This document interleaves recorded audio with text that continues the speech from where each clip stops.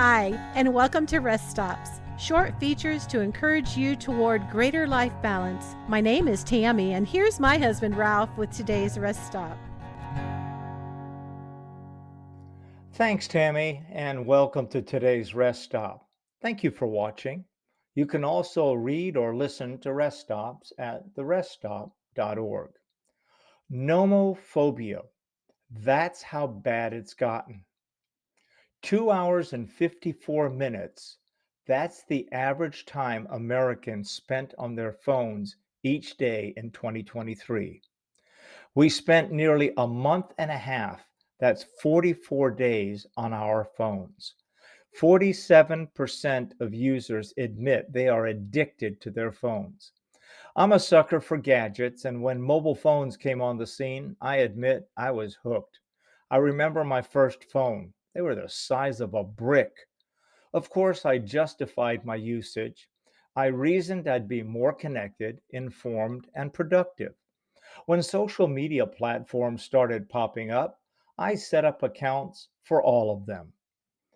In my journey toward life balance and rest, I recognized quickly that when it came to my use of technology, especially my phone, that I would either have to tame it or trash it.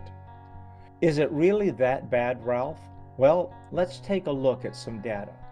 There are 6.37 billion smartphones in the world.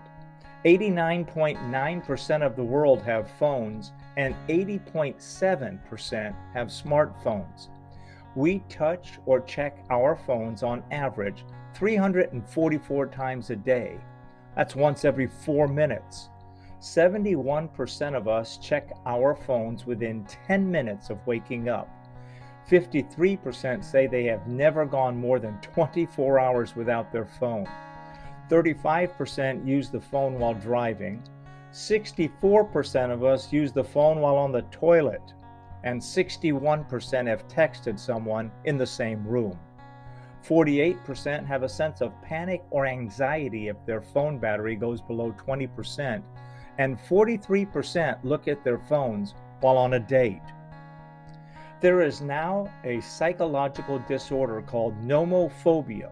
It is the fear of being without a mobile phone. When I first read about this, I thought, are you serious? Come on, that's absurd. But as I read more about some of the unhealthy patterns and experiences so many are having, I'm not so quick to judge.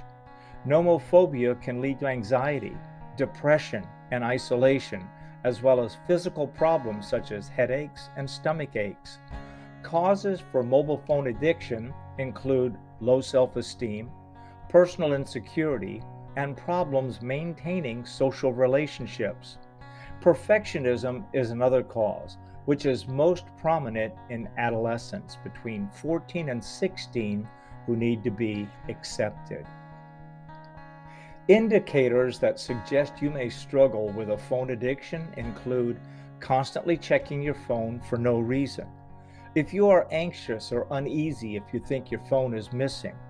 If you avoid social interaction to spend time on your phone. Waking up in the middle of the night to check your phone. If your academic or work performance has deteriorated.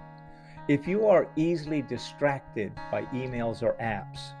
If you feel uncomfortable without constant access to information through your phone, if running out of battery power scares you, and if you feel anxious because you aren't able to keep in touch with family or friends, you may be in trouble.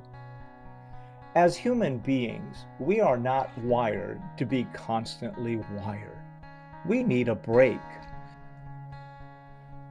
When it comes to phones, here's one time I would rather be dumber than smarter.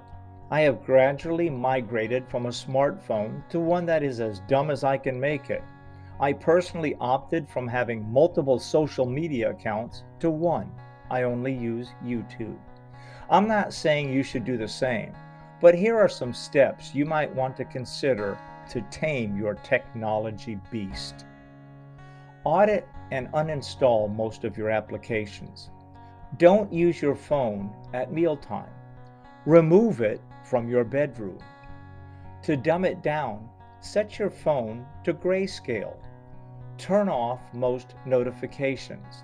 Remove your work email from your personal phone and delete at least some of your social media apps. Unfortunately, technology for many has regressed from being a useful tool to an addiction, from being helpful to a hindrance, from a time saver to a time waster. Now, I'm not naive enough to think we can turn back the clock and reverse current trends. But if you want more balance, more time, times of rest, and times of interactions with others, then you must evaluate your own habits and take action steps to curb your usage. Back to the daily average of 2 hours and 54 minutes mentioned earlier. Can you imagine the impact we could have for the kingdom if we spent even half that amount split between time in God's Word and prayer each day?